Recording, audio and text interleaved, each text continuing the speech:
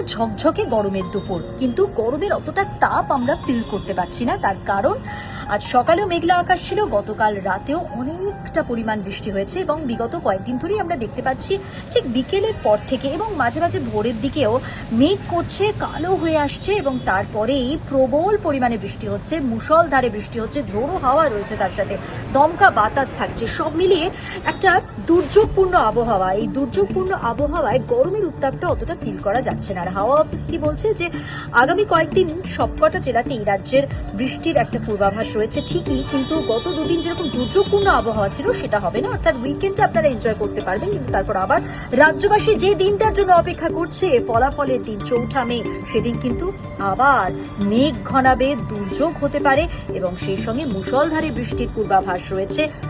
দমকা বাতাস এবং বাতাসের যে গতিবেগ গত দুদিন যা ছিল সেই রকম থাকবে। আর এই যে আজ থেকে আগামী দুদিন শনি রোববার কিছুটা হলেও তার প্রকোপ কমবে। সব মিলিয়ে উইকেন্ডটা এনজয় করুন। আর অবশ্যই আমাদের সকলের নজর রয়েছে 4 মে ফলাফলের দিকে।